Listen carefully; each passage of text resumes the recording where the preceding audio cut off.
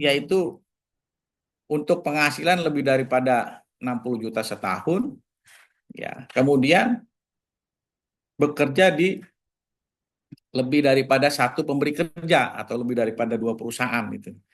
Nah, itu otomatis masuk ke 1770S. Sedangkan yang 1770 adalah untuk yang usaha atau pekerja bebas, ya. Nah, yang 1770 inilah SPT yang paling lengkap. Punya usaha, kemudian juga bisa saja dia bekerja. Jadi paling lengkap adalah 1770.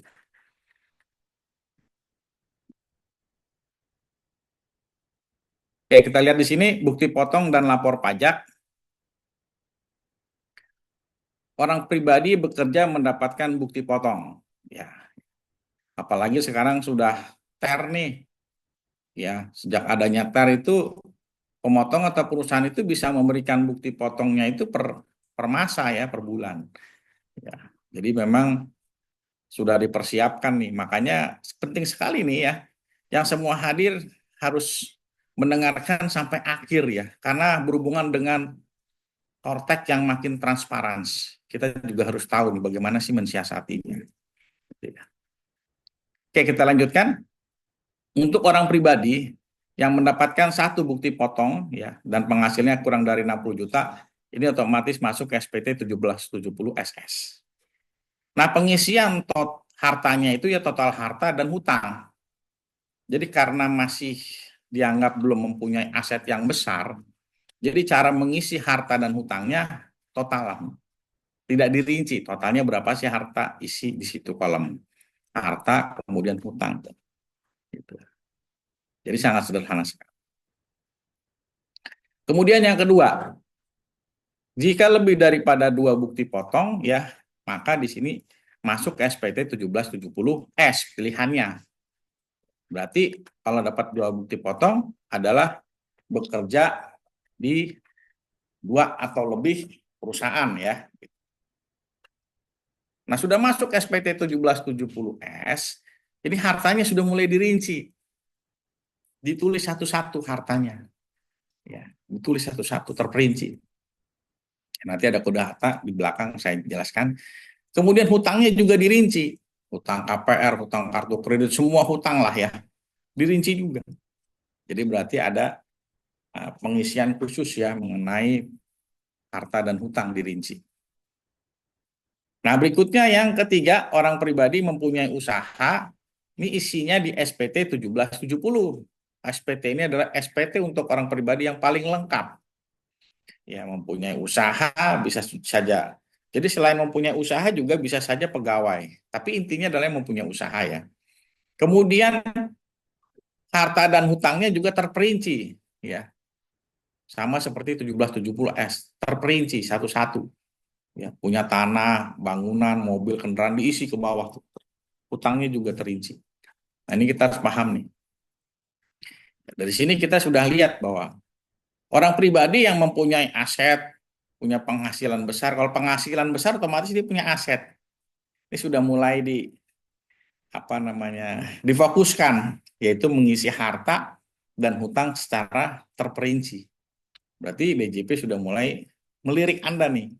Apabila Anda pengisiannya masuk ke dalam 1770S dan 1770. Ya. Oke, next. Nah, kemudian bagaimana dengan yang 1770 SS? Untuk yang penghasilannya masih kecil, ada istilahnya di sini, bisa kita lakukan RPWP non efektif. Karena kalau yang di bawah 60 juta penghasilannya, kemudian dikurangin PTKP, itu pasti nihil ya, cenderung nihil. Apalagi nanti yang laki-laki punya tanggungan sudah pasti nihil banget ya gitu. Nah, kalau nihil karena tidak punya potensi bayar, maka biasanya ada pilihan untuk dilakukan non efektif ya. Sehingga wajib pajak tidak harus lapor. Misalnya baru bekerja gajinya ya masih kecil ya, 3 juta, kemudian sampai beberapa tahun naik gajinya lama daripada lapor terus gitu ya. Anda bisa memilih untuk melakukan non efektif terhadap NPWP Anda. Jadi Kita lihat di sini NPWP non-efektif merupakan status sementara bagi wajib pajak yang tidak memenuhi syarat perpajakan. Artinya tadi ya, di sini kita bisa lihat penyebabnya bisa karena meninggal, berhenti bekerja, tutup usaha, atau penghasilannya rendah. Jadi tidak punya potensi bayar di sini. Ya, maka bisa dilakukan non-efektif. Kemudian setiap wajib pajak penting memahami status wajib pajak untuk menghindari masalah di kemudian hari terkait kewajiban perpajakannya. Jadi ya kita sendiri yang tahu ya. Tapi kalau misalnya kita penghasilannya besar, kemudian kita non efektif, ya ini tidak tepat juga. Makanya di sini yang tahu adalah kita sendiri ya gitu. Kita harus memahami penghasilan kita. Nah, non efektif ini salah satu kemudahan bagi wajib pajak orang pribadi yang mempunyai penghasilan yang masih cukup rendah. Jadi tidak harus wajib lapor. Oke, berikutnya kita mengenal SPT 1770S, yaitu mempunyai penghasilan lebih daripada satu pemberi kerja ya, kemudian dalam negeri, kemudian yang dikenakan PPh final atau bersifat final. Ya, ini sedikit saja ya, karena waktu Anda pelatihan itu kan sudah coba ya menghitung gitu. Kalau mengisi ini tinggal diisi kolom-kolomnya saja. Kalau 1770S itu pengisiannya bisa melalui online yang tanya jawab itu tinggal Anda isi ya gitu. Tapi kalau yang 1770 itu harus menggunakan ISPT atau e-form. Kayak ini contoh bentukannya. Kemudian yang 1770 yaitu tadi intinya adalah mempunyai usaha. Jadi mempunyai usaha otomatis masuknya ke 1770. Nanti contoh perhitungannya ada di slide berikutnya. Nah, kemudian yang perlu dipersiapkan sebelum mengisi atau melaporkan SPT tahunan. Jadi ada data-data yang harus kita siapkan. Ya. Misalnya Anda memilih SPT 1770 SS nih, yang sangat sederhana sekali ya. Apa yang diperlukan? Anda perlu bukti potong 1721 A1 atau A2 dari perusahaan Anda. Jadi ketika mengisi, Anda pegang dulu nih, oh ini adalah nanti akan saya isi nih di SPT. Pegang buktinya. Ya. Kemudian bisa saja bukti potong PP yang tidak final lainnya. Ya. Kemudian harta. Nah kalau yang SS ini ya total aja ya gitu. Kemudian utangnya juga di total. Dari daftar itu kemudian berapa totalnya. Berapa total harta Anda, berapa total utang. Kemudian anggota keluarga ya. Nah berikutnya yang SPT 1770S. Apa sih data yang diperlukan? Ini sudah agak banyak ya. Yaitu 1721 bukti potong tetap ya. Nah, untuk 1770S ini terkadang Anda bekerjanya di dua tempat. Jadi kumpulkan bukti potongnya. Jadi bisa berpotensi bayar nih yang 1770S. Ya. Nah, kemudian ada nggak nih PPh tidak final lainnya ya. Kemudian penghasilan daripada final lainnya ya, bisa jasa konstruksi, sewa tanah, bangunan, penghasilan dan lain sebagainya. Kemudian ada pengurangan pembayaran zakat ya, jika ada. Rekap angsuran pasal 25 jika ada. Perhitungan, kalau untuk perhitungan gabung ini ya pakainya kakak aja ya.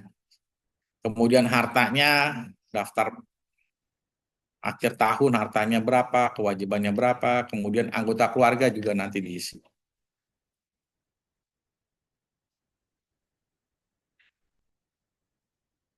Nah, kemudian penghasilannya. Ketika mengisi itu kita harus paham dulu. Penghasilan itu dalam undang-undang ya, ada objek pajak. Ya. Penghasilan objek pajak itu ada non final dan final ya. Bentar.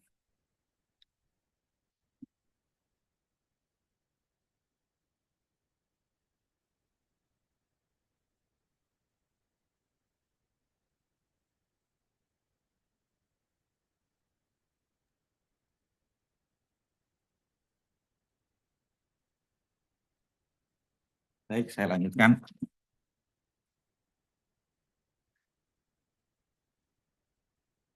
Ada penghasilan yang sifatnya non final ya. Kalau non final ini adalah dari usaha ya, dagang, industri, jasa ya, pekerjaan bebas ya.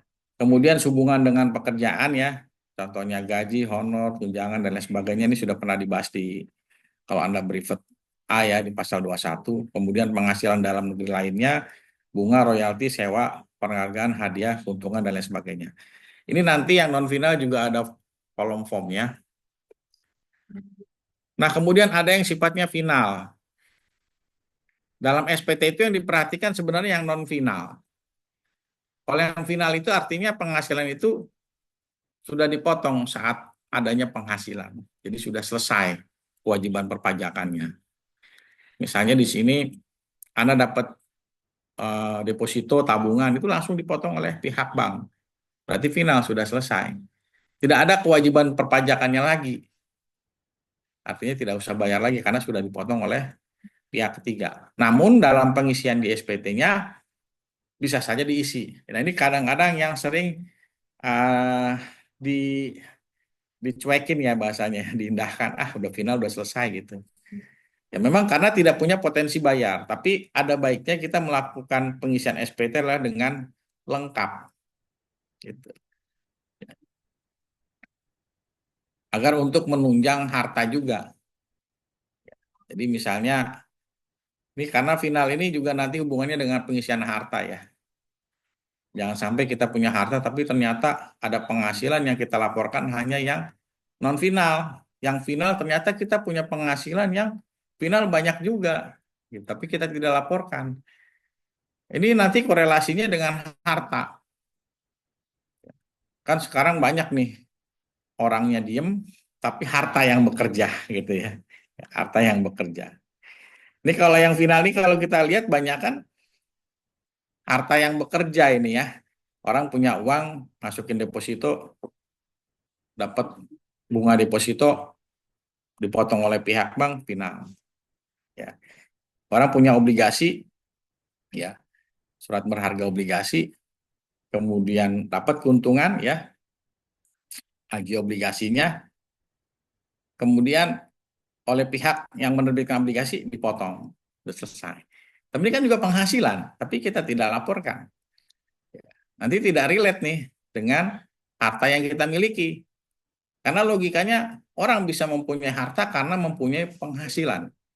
Penghasilan lebih, akhirnya dia bisa mempunyai harta. Penjualan saham di bursa efek itu kan pasti sudah dipotong ya oleh uh, pihak bursa efeknya. Hadiah juga sudah dipotong ya. Sangon, tunjangan dan lain sebagainya ya. Pengalian hak atas tanah dan atau bangunan ya. BPHTB itu pasti sudah dipotong. Kalau nggak bisa tuh surat-suratnya terbit ya. Sewa tanah dan bangunan ya, final nih ya 10% juga sudah dipotong. Ini kan penghasilan ya, harusnya tetap diisi ya. Atau usaha jasa konstruksi, dividen ya sifatnya final juga. Ya, penghasilan istri dari satu pemberi kerja. Jadi kalau ada istri masuk SPT suami, penghasilan istri harus dimasukin ke final. Kemudian penghasilan lain yang berkenaan dengan pajak final atau bersifat final. Jadi terkadang ini yang final dikesampingkan, hati-hati ya. Gitu. Apabila kita punya aset banyak, ternyata ada orang kerjanya biasa aja Pak, tapi ternyata mempunyai dana yang cukup besar. Nah, dana yang biasanya menghasilkan penghasilan ya, gitu. Kita punya modal bisa dihasilkan lagi itu cenderung final, ya. Itu juga harus dilaporkan. Baik, berikutnya adalah penghasilan yang bukan objek pajak. Artinya penghasilan ya nilai tambah kita, tapi tidak bukan merupakan penghasilan, tidak boleh dikenakan pajak. Apa di sini contohnya? Bantuan atau sumbangan. Ya, kalau wajib pajak itu punya sumbangan, bantuan ya, memperoleh sumbangan atau bantuan itu tidak boleh dikenakan pajak. Kemudian harta hibah, ini juga penting ya. Harta hibah, warisan, ya. Ini bukan objek pajak nih, ya. Artinya ketika Anda masukkan ke dalam SPT ditulis tuh, Anda misalnya mendapatkan harta rumah berupa harta dan tanah ya, kemudian diberikan secara cuma-cuma oleh orang tua, ya harta hibah, ya, atau memperoleh karena warisan, tulis di kolom keterangan warisan, itu tidak dikenakan pajak, ya. Kemudian klaim asuransi, ya, Anda terjadi, mohon maaf, kecelakaan dan lain sebagainya, dapat klaim asuransi, itu tidak kena pajak. Beasiswa, Anda dapat beasiswa, ya, itu juga tidak kena pajak. Atau penghasilan lain yang tidak termasuk dalam objek pajak.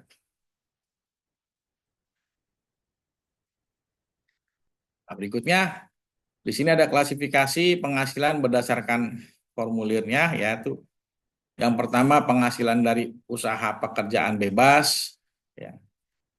Kemudian ada penghasilan sehubungan dengan pekerjaan, ada penghasilan dalam negeri lainnya, jadi pengklasifikasiannya ini ya.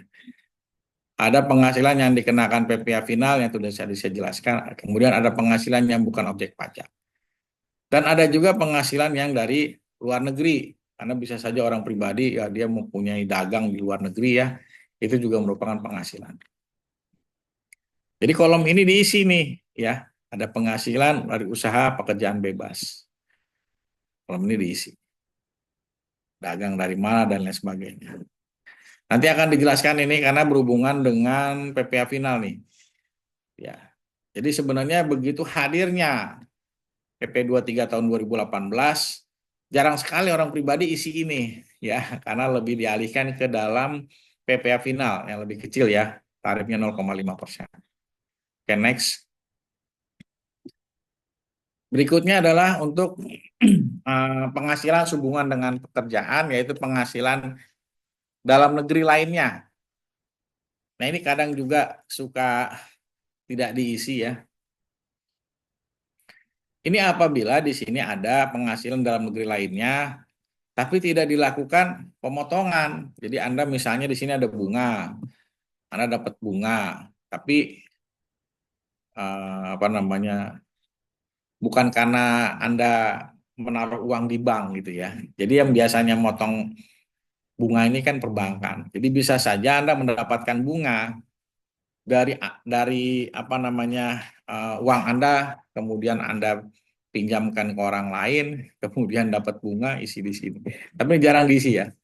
Nah, royalti misalnya, Anda punya hak cipta, hak sesuatu ya, kemudian orang itu menggunakan royalti Anda, ya, misalnya apa penyanyi dan lain sebagainya, isi ini di sini, ya, gitu, isi di sini.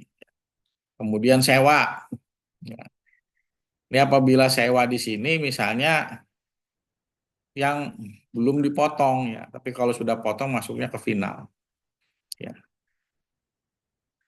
Kemudian penghargaan dan hadiah Anda ini diisi. Tapi kalau ngisi di sini Anda hati-hati ya, tadi ya ada yang final dan non final. Jadi yang diisi di sini adalah Anda benar-benar belum dipotong. Ya, itu.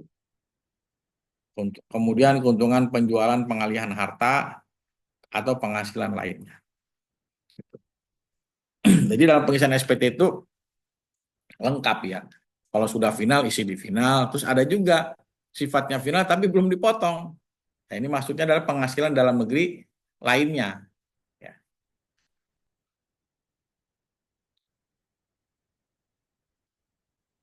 Oke, berikutnya. Nah, ini yang paling terpenting yaitu harta dan kewajiban. Ya. Kewajiban itu adalah hutang. Ini harus diisi, ada kolom harta. Ya, di situ ada kolom harta. Saya pernah ada videonya tuh ya, bahwa mengisi itu harus lengkap ya, perinci. Karena kalau tidak nih nanti ujung-ujungnya tax amnesty nih. Ngisi nggak lengkap, bisa kena pajak. Ya gitu. Oke, untuk isi harta ya. harga perolehan suatu harta dicatat berdasarkan nilai perolehan saat mendapatkan harta tersebut atau historical cost. Sarjana juga ya. Dan saldo akhir Oh, tahun Atalia. Atalia. kondisi sebenarnya tidak termasuk capital gain. Ada value lebih daripada tanah tersebut ya. Jadi gini artinya. Waktu Anda ngisi harta tanah di sini.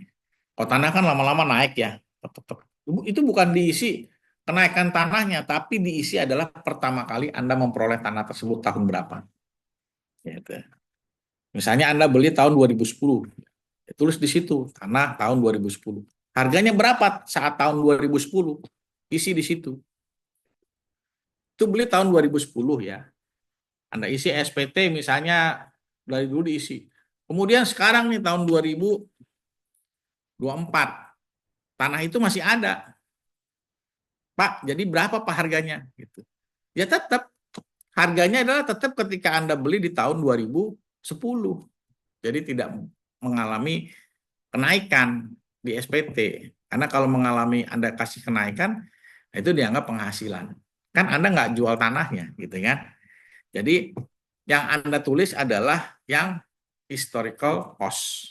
Artinya adalah saat awal pertama kali nilai perolehan. Gitu. Semuanya ya, mau tanah, rumah, mobil, dan sebagainya, termasuk emas juga. Anda beli emas, kalau emas kan harganya naik terusnya. Kalau Anda beli 5 tahun yang lalu harganya masih segramnya 350.000 ya, tulisnya segitu. Jangan ditulis harga sekarang. Jadi yang ditulis adalah harga saat perolehan. Kemudian dirinci ya, di detail nih harta apa aja. Kemudian kedua, jumlah dalam kewajiban hutang berdasarkan saldo akhir tahun buku. Kalau hutang, ini berbeda dengan harta. Kalau hutang itu yang dicatat adalah terakhir. Tahun buku terakhir nih kita hutangnya berapa. Ya. Terakhir kita punya hutang berapa. Itu yang dicatat ke dalam hutang. Nah, kemudian fungsi harta dan kewajiban atau hutang ya, untuk menilai prinsip kewajaran penghasilan yang dilaporkan. Nah, ini penting. Yang tadi saya awal. Anda isi harta lengkap, kewajiban lengkap, ini harus relate nih. Harus sama nih ya dengan prinsip kewajaran terhadap penghasilan. Makanya ketika Anda lapor, bukan hanya lapor yang non final yang Anda laporkan, tapi yang final juga dilaporkan sesuai nih. Kalau Anda isi hartanya lengkap, ya, hutangnya lengkap, tapi yang diisi cuma non final penghasilan, masih jomplang nih. Jadi pertanyaan DJP. Nah, kita nggak tahu. Oh, ternyata harus kita laporkan semuanya. Banyak orang yang penghasilan finalnya lebih tinggi loh. Sekarang kan banyak orang main saham, ya kan, deposito dan lain sebagainya. Jadi uang yang bekerja. Ketika uang yang bekerja final itu, Anda laporkan dua-duanya relate, wajar. Nah itu ya. Jadi workshop hari ini kita harus melihat seperti itu loh. Karena ya terus terang nih, penghasilan negara makin menurun. Nanti pemeriksaan bukan hanya ada di perusahaan, tapi bisa saja turun ke orang pribadi. Bisa saja. Nah, makanya ketika mengisi SPT Anda harus relate. Ya, Anda perhatikan nanti apalagi Anda yang sudah punya aset atau yang sudah 1 miliar ke atas lah, ini harus dilakukan pembetulan. Ya, karena agar sesuai antara harta yang kita miliki, utang ya dibandingkan dengan penghasilan. Ya. Oke, next. Ini ada daftar kode harta. Jadi ketika Anda menulis nih ada kodenya nanti harus dirinci ya. Ini kalau kita lihat begitu rincinya nih ya. Ada kas dan setara kas, ada uang tunai, ya, tabungan, giro, deposito, atau setara kas lainnya. Ya. Ini lengkap. Kemudian piutang, ya. Kemudian ada piutang afiliasi, semua piutang lengkap. Investasi juga harus ditulis di sini. Kalau kita mempunyai harta bentuknya saham, ya, obligasi, surat berharga dan lain sebagainya, ini diisi. Nah, termasuk harta alat transportasi, ya, sepeda motor, mobil dan sebagainya. Ini diisi. Kemudian harta bergerak lainnya nih ya, logam mulia, batu mulia ya, dan lain sebagainya nih ya, itu isi. Kemudian ada harta yang tidak bergerak, ada kodenya juga, tanah dan atau bangunan, tempat tinggal ya, kemudian tanah, bangunan untuk usaha, jadi kodenya beda-beda ya. Kemudian harta tidak bergerak lain. Jadi semua diisi ini. Begitu rincinya ini ya, gitu. Anda harus rinci ini untuk mengisi daftar hak. Baik, berikutnya makin ke sini makin seru. Ya. Kita lebih dalam lagi mengenal SPT 1770S. Nah, ini ada pertanyaan lagi. Apakah SPT 1770S bisa terjadi kurang bayar? Ya, bisa. Jadi bukan berarti kita yang hanya pegawai nggak mungkin bayar lah Pak. Kita kan sudah dipotong oleh perusahaan A, kita sudah potong oleh perusahaan B, gaji saya sudah dipotong. Masa saya lapor SPT bayar gitu? Bisa. Ternyata bisa. Kuncinya sebenarnya di PTKP. Karena orang pribadi itu pengurangan PTKP hanya sekali. Ya, hanya diperbolehkan sekali. Artinya kalau kita punya bukti potong lebih, maka yang diakuin cuma sekali. Nanti ada contoh. Oke, jika orang pribadi memperoleh 2 atau lebih bukti potong 1721, A1 atau A2, ini biasanya bekerjanya lebih daripada 2 perusahaan, otomatis dia mempunyai bukti potong juga 2 ya. Gitu. Oke, kita lihat di sini simulasinya. Contoh orang pribadi mempunyai lebih daripada 1 bukti potong. Nah, ini 3 lah saya contoh. Kita lihat di sini, karena bekerja di 3 perusahaan, misalnya perusahaan A, B, C ya, ada perusahaan A, penghasilan netonya setahun 80.727.860. Angka ini diambil dari mana nih? Dari bukti potong 1721A1. Dari perusahaan pemberi kerja ya, tempat perusahaan kita bekerja. Kemudian ceritanya lagi nih, orang pribadi itu bekerja di perusahaan B. Dilihat di situ, penghasilan neto di bukti potong 1721A1 berapa tuh? Jadi angka ini diambil dari bukti potong ya. Misalnya di sini perusahaan B 63.644.010. Nah, ternyata orang pribadi ini juga bekerja di 3 perusahaan nih, perusahaan C. Jumlahnya 42 juta ya per tahun. Nah, yang C ini kan masih di bawah PTKP ya gitu. Oke, di total seluruh penghasilan netonya jadi 186 juta 371.870. Nah, misalnya di sini orang pribadinya adalah TK nih harusnya, bukan K0 ya, TK0 nih. Misalnya PTKP-nya adalah TK0, kalau K0 kan kawin kosong ya. Ini misalnya K0 nih, karena 54 nih ya, kurang T. Jadi misalnya di sini TK0, yaitu 54 juta. Maka penghasilan kena pajaknya jadinya setelah dikurangin PTKP 132 juta 371.870. Ya. Ini PTKP-nya mungkin kurang ketik ada T nih, harusnya TK0.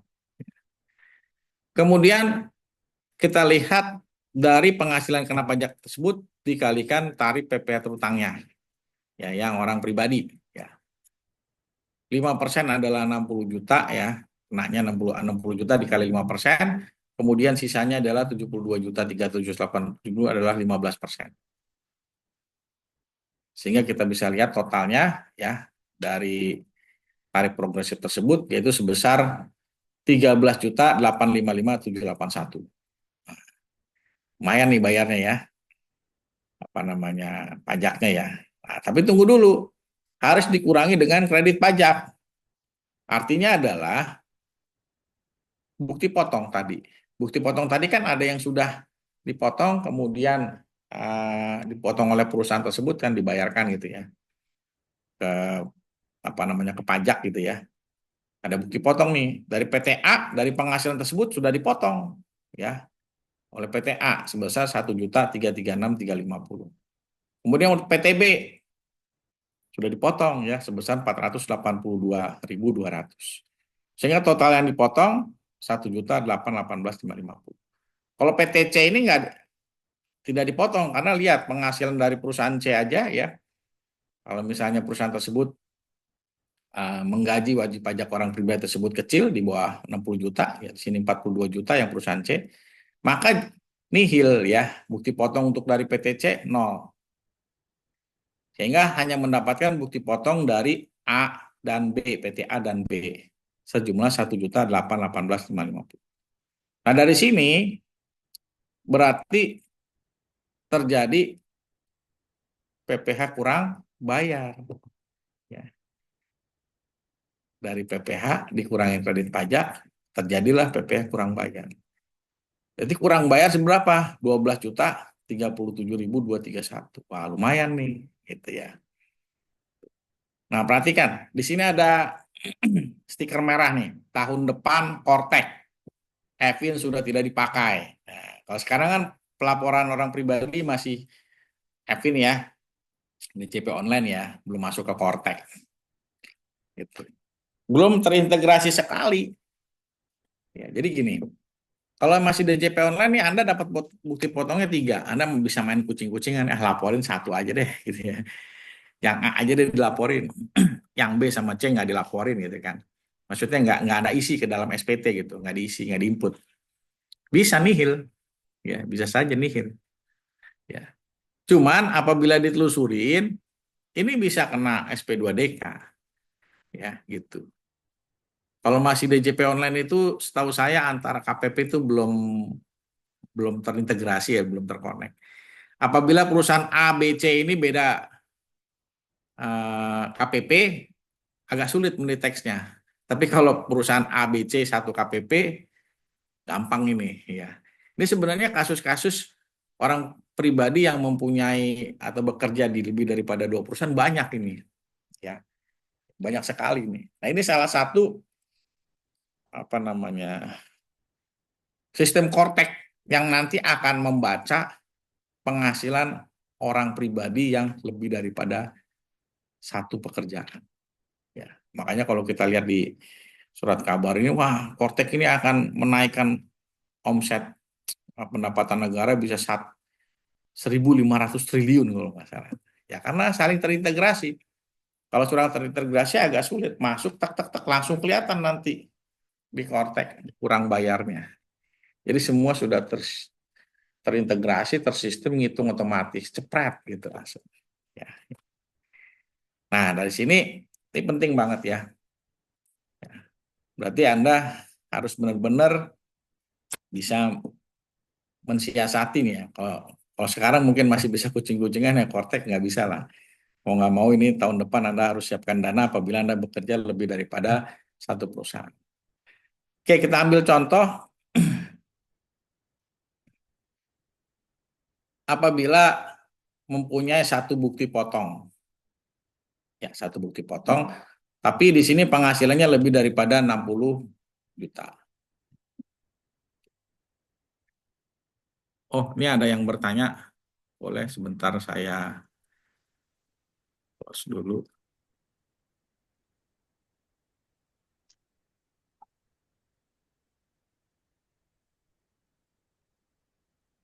Ya, boleh silakan ada yang bertanya. Zainal, Ya, selamat sore, Pak. sore. Ya, Pak, ini terkait yang bekerja di 2 perusahaan tadi. Iya, Nah, ini kan kebetulan kasusnya sama. Ini yang mau saya tanyakan dengan yang mau saya tanyakan. Nah, iya, saya kerja di 2 perusahaan, Pak. Jadi iya, perusahaan A itu full, tapi di perusahaan B itu freelance dan di bawah PTKP. Kalau yang di perusahaan A itu di atas PTKP, tapi kalau di bawah yang perusahaan B itu di bawah PTKP. Nah, eh, biasanya saya terima bukti potong per bulan karena dilaporkan sebagai eh, karya apa karyawan lepas yang dibayar secara bulanan. iya. Ya, karena saya freelance di situ. Nah, yang mau saya tanyakan di era Kortek kan kata Bapak tadi, jujur Pak, jujur selama ini saya kucing-kucingan, seperti yang Iya, Bapak bilang tadi. Nah, iya. gimana nih taktiknya di era Kortek?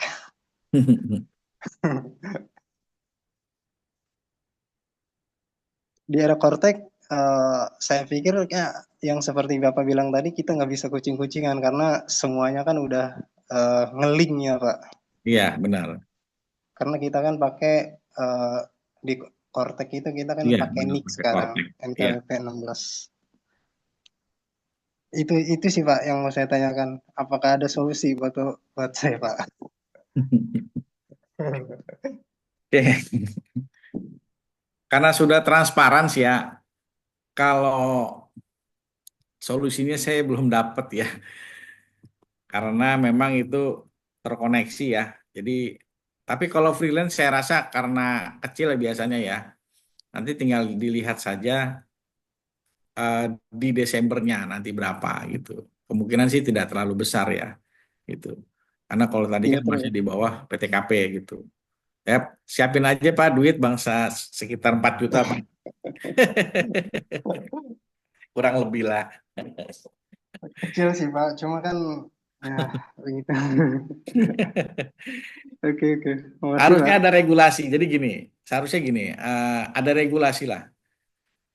Karena ini kan menandakan orang pribadi tersebut ya mohon maaf, ya belum gajinya masih kurang gitu, sehingga akhirnya kita mencari penghasilan lain gitu. Tapi di sisi lain malah jadi bumerang kita gitu ya. Begitu lapor pajak kita kena pajaknya besar gitu ya. Ya kita lihat saja di sini apakah ada regulasi yang sifatnya apa namanya keringanan bagi wajib pajak orang pribadi. Kita tunggu aja Pak, apa namanya? Ini saya rasa ini gelombang yang besar ini ya. Nanti begitu di semua pada teriak Pak. Jadi yang teriak bukan Bapak aja, termasuk saya juga sama ya. Nah ini kalau gelombangnya kita bisa sama-sama mungkin bisa dapat insentif pajak gitu. Ya, gitu aja Pak Zainal ya. Baik, makasih banyak Pak.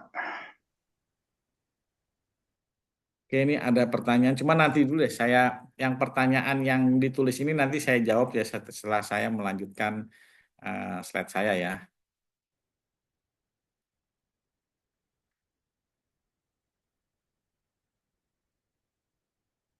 Oke. Oke, jadi untuk yang orang pribadi yang mengisi S sebesar apapun, kalau misalnya Anda hanya bekerja di satu tempat, itu nihil karena pemotongannya sudah selesai. Ya cuma satu. Yang cenderung bayar adalah yang bekerja lebih daripada dua perusahaan atau dua pemberi kerja.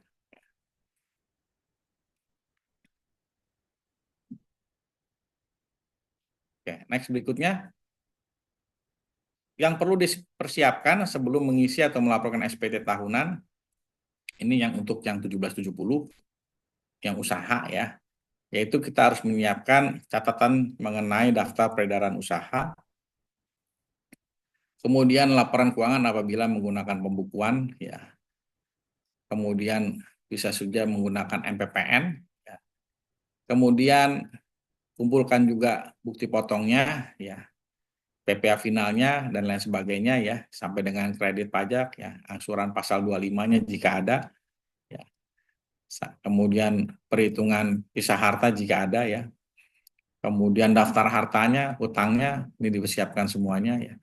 Kalau untuk yang usaha lebih ke daftar peredaran usaha atau catatan mengenai omset. Ini penting ya. Oke, berikutnya ini saya ambil dari modul untuk merefresh saja bahwa orang pribadi ya yang menjalankan usaha atau pekerjaan bebas ya, usaha. Ini mempunyai 3 opsi model perhitungan orang pribadi ya. Jadi mempunyai opsinya 3 nih mekanisme perhitungan. Nah untuk tes planningnya kita ambil otomatis yang tarifnya terendah. Ya. Oke kita lihat. Yang pertama yaitu perhitungan berdasarkan ketentuan umum. Ya. Yaitu di sini bagi wajib pajak orang pribadi usaha pekerjaan bebas yang menyelenggarakan pembukuan peredaran bruto lebih daripada 4,8 M, otomatis nih kena umum. Kemudian bagi wajib pajak usaha pekerjaan bebas dengan peredaran bruto kurang dari 4,8 M, namun memilih menggunakan tarif sesuai ketentuan umum. Jadi pilihan boleh.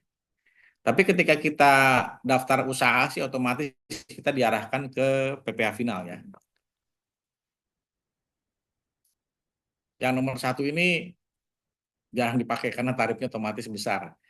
Gitu. Kalau pakai pembukuan juga kan kosnya besar karena harus ada karyawan yang bisa menyusun laporan keuangan.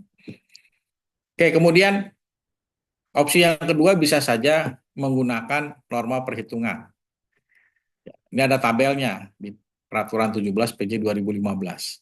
Ini pun kalau disimulasikan cukup besar ya, karena untuk menentukan penghasilan netonya itu masih 20%, 15% baru kalikan tarif. Jadi kalau kita gunakan tax planning dicari mana sih yang lebih ringan, ya nomor 2 ini kurang ringan. Sebentar, ini apa baterainya mobil saya isi baterai dulu.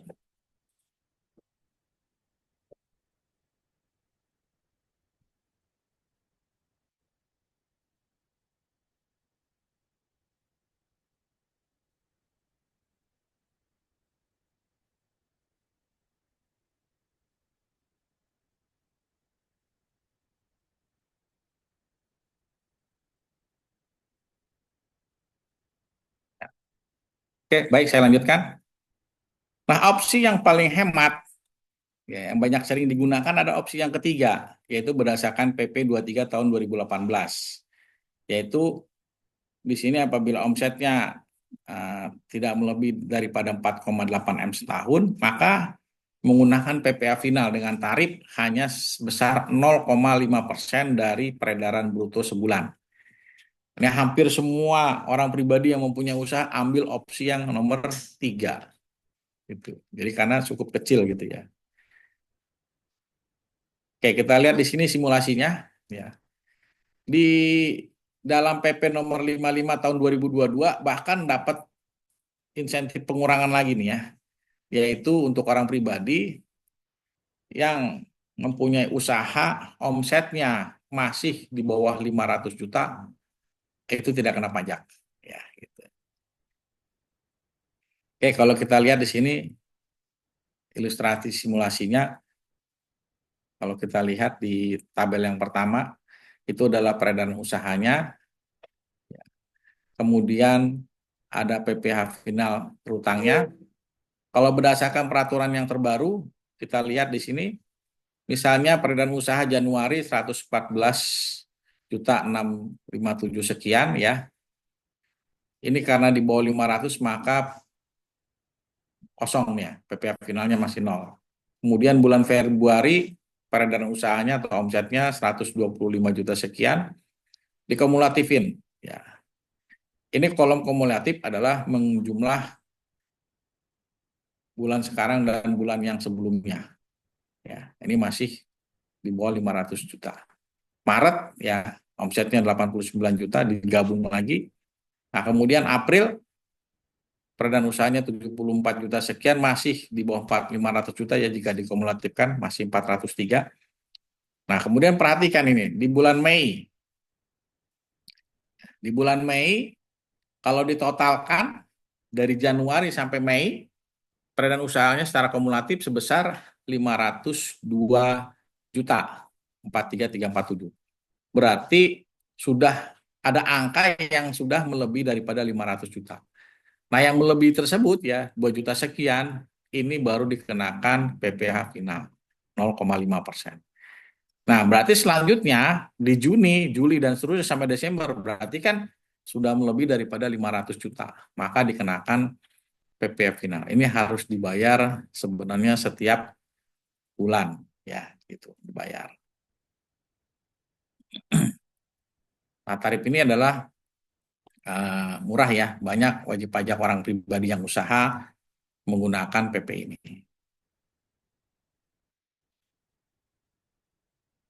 Oke, ini makin seru ya.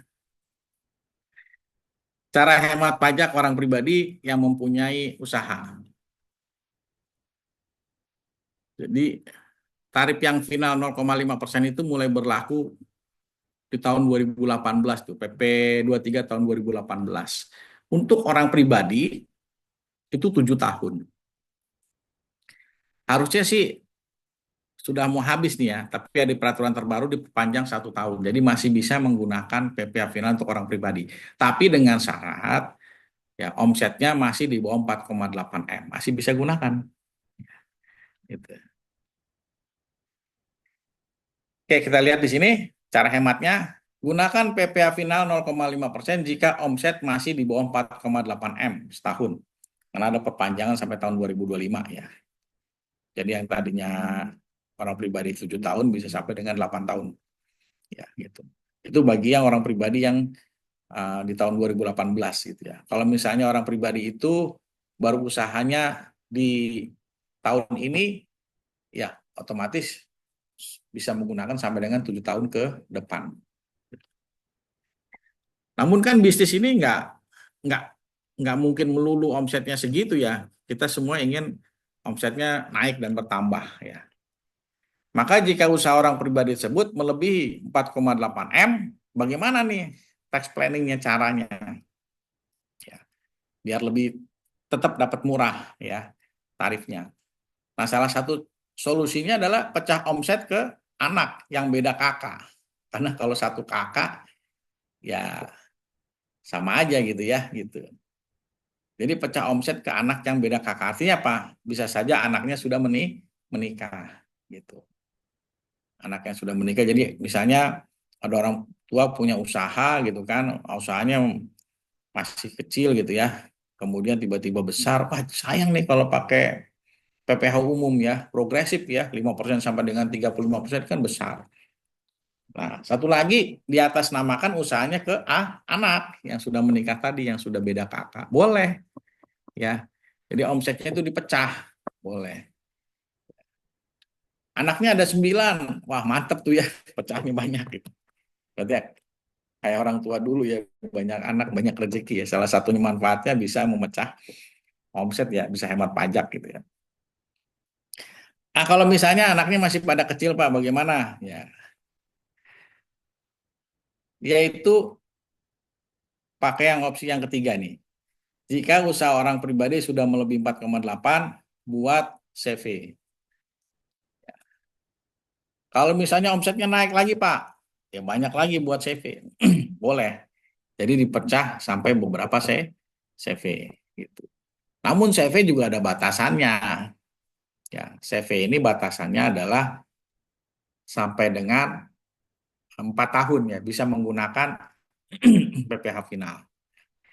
Ya, tapi kan kita ini apa merencanakan pajak ya sebisa mungkin rendah tarifnya karena kita wah memang kondisinya belum siap lah.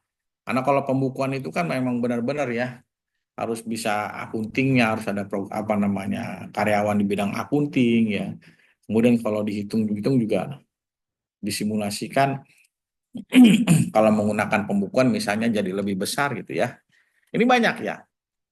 Banyak sekali para pengusaha melakukan pemecahan CV banyak sekali ya. Karena dianggap dia belum belum mampu lah ya gitu untuk dikenakan apa namanya tarif yang lebih besar. Karena kan kalau di atas 50 miliar itu kan omsetnya bisa kena full 22%. Tidak dapat insentif pajak gitu. Jadi akhirnya melakukan pemecahan CV gitu. Nah, ini salah satu cara hemat pajak orang pribadi yang mempunyai usaha.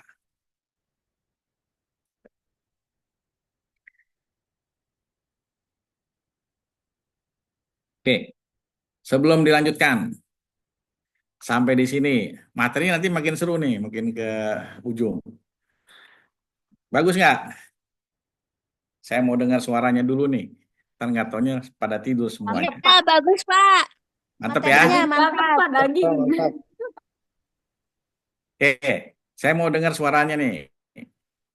Ya, kalau saya bilang materinya top, Anda jawab apabila kalau temanya kita Tema kita jargon kita, Pak. Ya, tadi Jargon kita itu ada di pajak pajak beres. beres, karir Ya, sukses. oke. Semuanya nanti jawab ya. Siap, Pak. Pajak beres, karir sukses. Siap, Pak. Oke,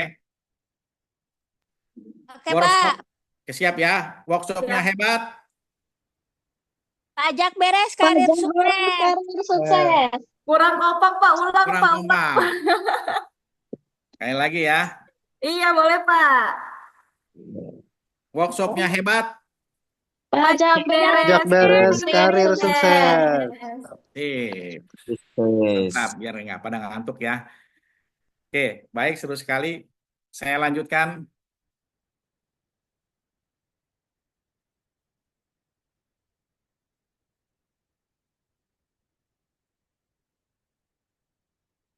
Oke, ini bagian daripada tax planning ya.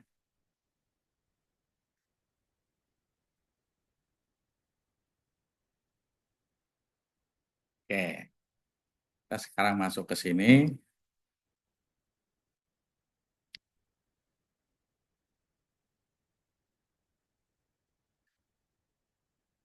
Kita bicara sedikit mengenai tax amnesty ya. Karena ada isu tahun 2025 rencananya sih ada tax amnesty karena kita lihat pendapatan negara itu makin kecil ya. Salah satu permasalahan sebenarnya karena adanya core tax ya. Kita mau bayar aja susah nih karena 2025 ini yang masa ini sudah menggunakan core tax. Oke, kita lihat di sini apa sih tax amnesty itu ya.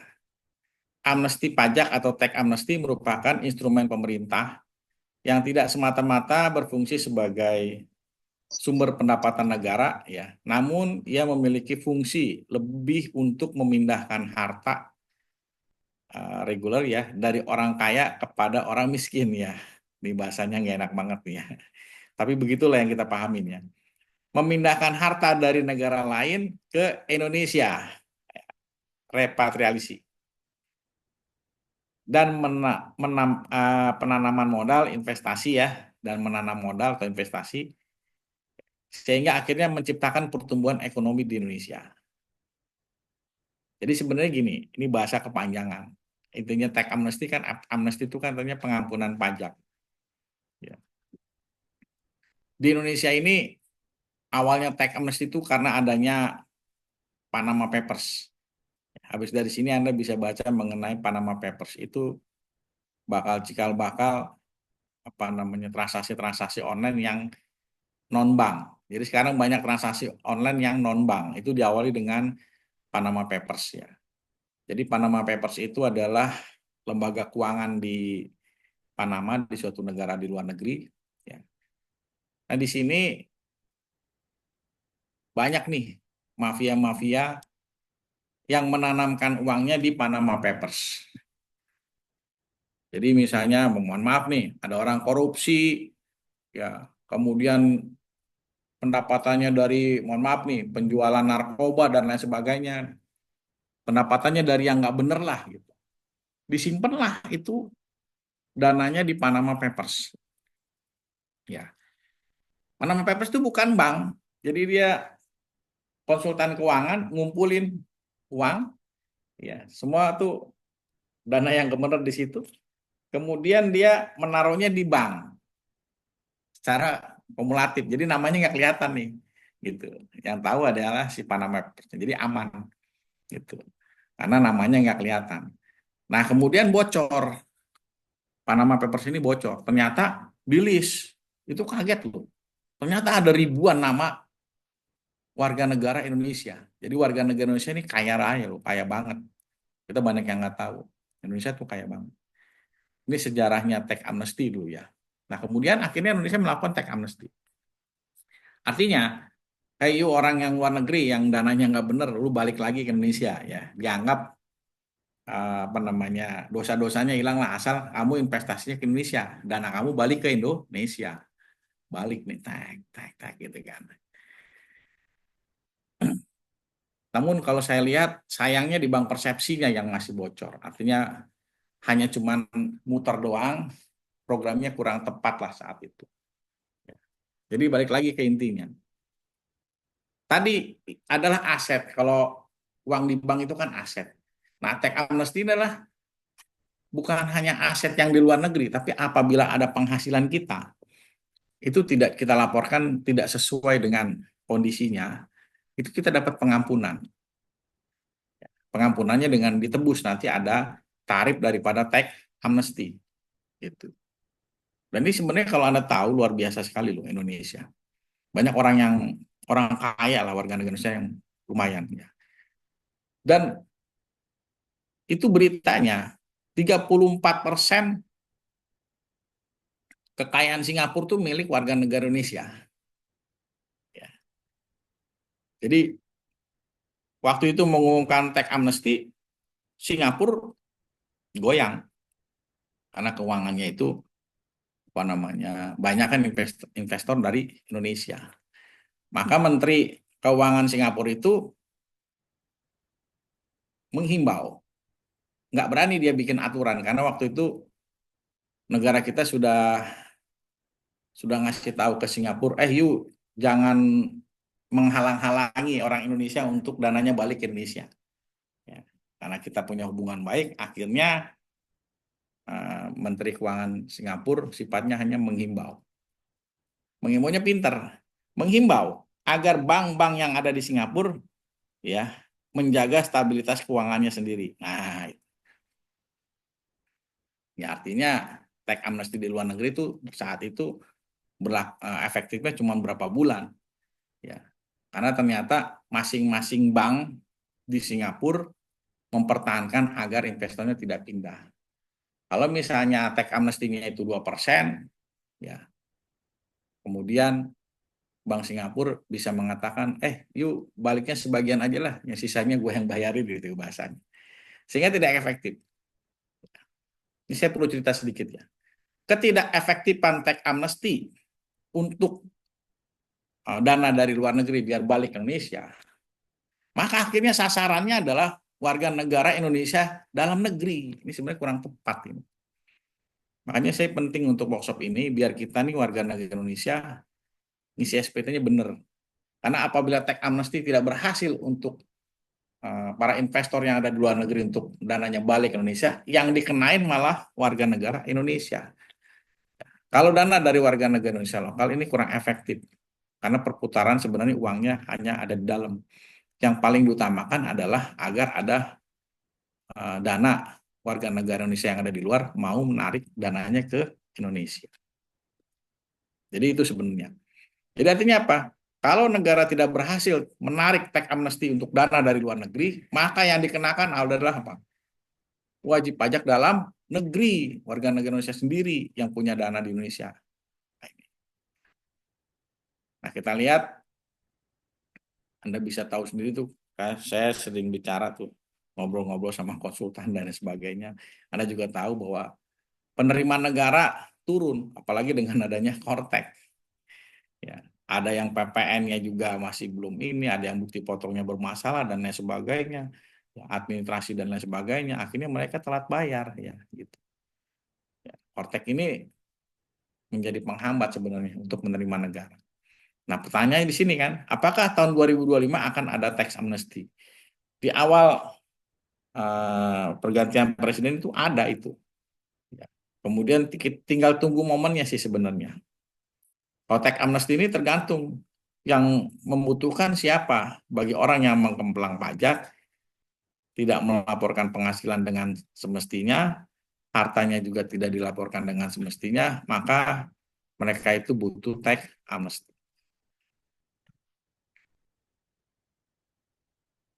Oke, next. SPT benar dan lengkap, ya, tidak perlu tax amnesty. Yang tadi, yang ditakuti negara tidak berhasil menarik dana yang ada di luar negeri untuk tax amnesty, tidak berhasil. Kalau tidak berhasil ya kita ini, yang orang dalam negeri yang dikenain, yang kecil-kecil, ya, gitu. Jadi bagaimana nih caranya nih ya? Yaitu penghasilan dilaporkan dengan benar, ya, penghasilannya dilaporkan dengan benar. Kemudian harta dilaporkan di SPT dengan lengkap. Harta, hutang semua diisi dengan lengkap. Berarti di sini isi SPT penghasilan dan harta benar, lengkap dan jelas ya. maka tidak perlu tax amnesty. Gitu. Ini baru menyangkut orang pribadi ya, yang mungkin sifatnya kecil lah, tapi ya lumayan juga ya kayak tadi ya. Sudah ada yang teriak-teriak kalau dapat bukti potong lebih daripada 1. Ya. Namun beginian, tax amnesty ini juga sangat dinanti-nanti oleh perusahaan.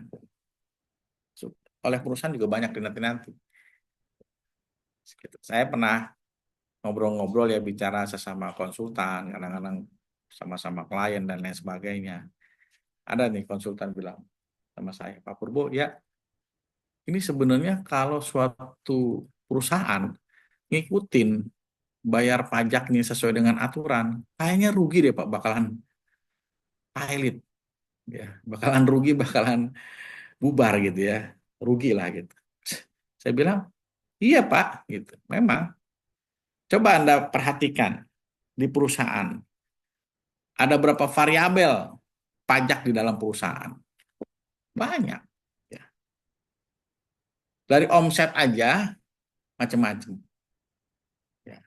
Omset itu kan berarti PK, pajak keluaran, pembelian, PPN.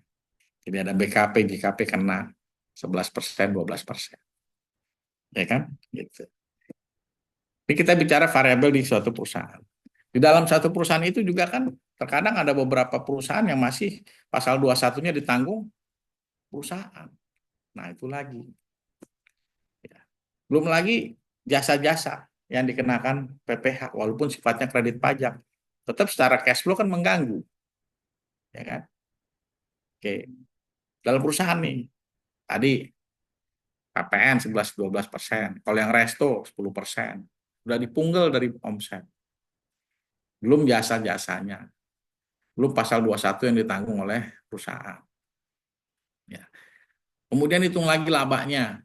Kena lagi PPh badannya. Sesudah PPh badan, mau ambil dividen, ya kan? Kena lagi. Walaupun dividen ada fee-nya juga. Ya. Gitu. Tapi nggak semuanya memanfaatkan itu. Gitu kan. Nah ini berarti kalau kita lihat variabelnya dalam perusahaan luar biasa.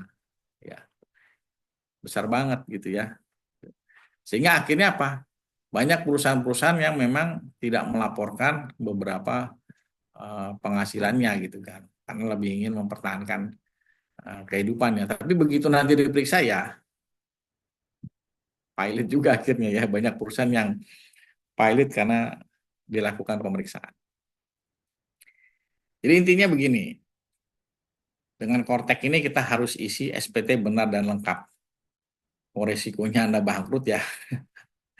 Kondisinya memang seperti ini harusnya kita bergerak.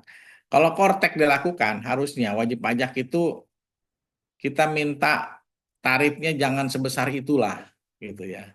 Ada penurunan tarif, gitu. Karena nanti kan akan kenanya besar itu semuanya, terintegrasi semua, gitu ya. Harus ada pengurangan tarif. Oke, next berikutnya, ini paling penting ya. Nah, ini. Tips agar wajib pajak orang pribadi terhindar dari SP2DK. Nah, penting banget. Ini materi utamanya nih. Kita lihat yang pertama, lapor SPT lengkap dan sesuai dengan kondisi penghasilan orang pribadi. Lengkap itu tadi di awal. Penghasilan yang Anda laporkan bukan hanya penghasilan yang non-final, tapi yang final juga. Ya, bahkan yang bukan objek pajak juga harus dijelasin di situ. Anda dapat tanah, rumah, tulis di kolom keterangan waris, gitu, biar nggak ditanya-tanya lagi. Ya, kemudian yang final juga diisi. Jadi isi penghasilannya nih lengkap nih, ya, gitu. Jadi relate dengan harta dan utang, kayak aman nih, ya, itu. Maka habis itu nanti sampai di rumah Anda hitung-hitung nih, ini masuk akal nggak ya? Gaji 10 juta misalnya ya, punya rumah 2 miliar, utangnya 1 miliar, asetnya banyak, kan masuk akal gitu kan. Kebutuhan hidupnya seperti apa, jadi lihat. Jadi Anda koreksi lagi nanti di situ. Ya, kalau nggak relate pasti dapat SP2DK. Dipertanyakan bagaimana Anda bisa memperoleh aset 2 miliar, bagaimana Anda bisa memperoleh utang 1 miliar, sedangkan Anda penghasilannya hanya 10 juta. Nah, itu ya. Yang kedua, isi harta. Tulis jika ada harta hibah atau waris ya tadi. Isi hutang yang sesuai. Kemudian harta dan hutang sesuai rasional dengan jumlah penghasilan. Jadi ini yang pertama sampai yang berdua ini berhubungan nih, relate. Karena logikanya di situ. Penghasilannya besar, otomatis orang itu bisa menyisihkan untuk beli aset. Jangan sampai penghasilannya dikecilin, begitu ngisi harta, bumerang nih bagi yang nggak tahu. Ngisi hartanya besar, ya punya tanah, rumah, mobilnya aja Mercy, BM, gaji 8 juta. Udah pasti dapat SP2DK itu, nggak relate. Ya. Tambahin lagi penghasilannya mau nggak mau. Ya, seperti itu. Kemudian, ini penting lagi nih. Saldo di bank pada akhir tahun dikontrol, jangan sebesar lebih daripada 1M. Jadi kalau mau 31 Desember pecah. Karena ada aturannya itu. Ya, sejak tahun 2017. DJP itu bisa ngintip saldo yang mengendap 1M itu berarti dia punya perputaran bagus. Ya, begitu tanggal 31 Desember akhirnya ya, atau mulai Desember Anda pecah. Ya, saldonya harus Anda pecah. Biar nggak ada batasan DJP bisa mengintip. Ya, itu. Jadi kontrol nih akhir tahun. Ya. Yang kedua, tidak mempublikasikan harta dan penghasilan di sosmed. Kadang-kadang masih muda, banyak tuh artis-artis ya, punya rumah sekian miliar, penghasilannya artis cuman begini doang, wah nggak relate nih ya. Periksa, dipertanyakan.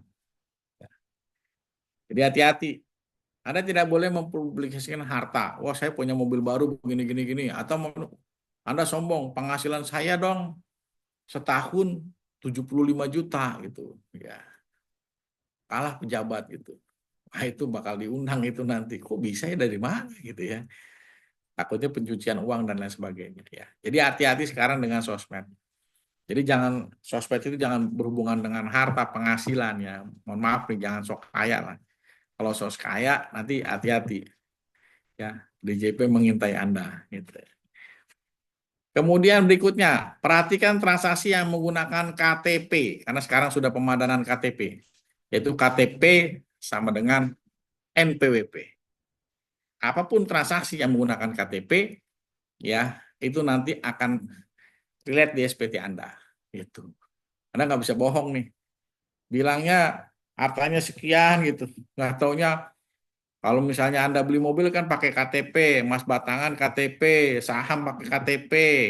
Banyaklah transaksi-transaksi pakai KTP. Nggak Anda tulis di SPT, tek. Wah, dapat nih surat cinta. Ya, gitu. Sebenarnya ada lagi nih satu nih yang berhubungan dengan KTP. Ada yang tahu nggak sih kenapa tuh showroom mobil mewah ada orang mobil baru beli kemudian dijual kok ada yang beli gitu ya. Misalnya mobil apa nih Fortuner ya. Fortuner baru kepake berapa bulan gitu kan 6 bulan terus dijual kok laku gitu. Karena kita berpikir mendingan beli baru gitu kan. Bukan. Di sini ada hematnya. Jadi orang beli mobil second kemudian tidak dibalik nama. Nembak gitu ya. Masih namanya nama yang orang yang lama. Kan tidak kedetek karena kita tidak menggunakan KTP kita ya. Jadi nggak kebaca tuh orang yang sering beli mobil second kemudian tidak balik nama, istilahnya nembak ya, kalau bayar pajaknya nembak, itu aman itu, nggak kebaca ya, gitu.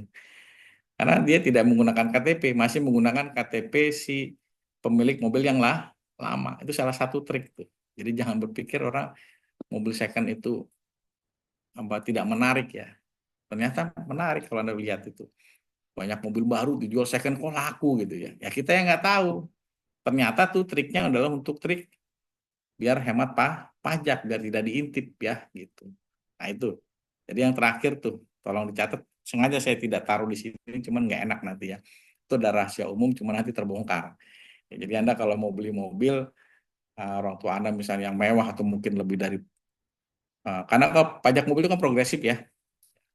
progresif. Jadi kalau beli Anda mobil satu kakak, mobil pertama, mobil kedua itu progresif, mobil ketiga lebih mahal lagi. Nah, itulah membuat orang akhirnya beli mobil second dengan tahunmu muda. Gitu. Oke, ini ya tadi materi terakhir yang sangat mantap banget ya. Tips agar wajib pajak orang pribadi terhindar daripada SP2DK. Nanti setelah berakhirnya workshop ini, materinya akan saya berikan ke grup, ya, seperti itu. Oke, sampai di sini ada yang mau ditanyakan? Atau saya mau dengar lagi nih semangatnya, ya. Jawab Boleh, lagi boleh, ya. Pak. Kita semangat-semangat dulu nih. Gimana? Tadi Pada bangun. materi yang terakhir mantap nggak tuh kunciannya? Mantep banget, Pak. Parah, ini Saya mau daging dengar dulu banget nih. ini, Pak. Ya. Oke, saya mau dengar lagi nih sebelum saya jawab yang lainnya ya. Nanti saya katakan workshop hebat. Jawab ya. Yang tadi apa? Pajak beres, Sukses, karir karir sukses. beres. Oke. Kita mulai ya. Workshop hebat. Pajak sukses, Pajak karir beres. beres. Belum kompak pada tidur nih. Orang dikasih materi terakhir cakep masih pada tidur. Ya. Oke, sekali lagi ya. Workshop hebat. Pajak Pajak sukses, beres. karir Karir beres. sukses. Kebalik. Kali lagi yang kompak ya. Workshop hebat. Pajak Pajak sukses, Pajak beres, beres. karir Karir sukses. sukses. Oke, sip. Oke, ini ada pertanyaan dari Pak Hardiansah nih ya.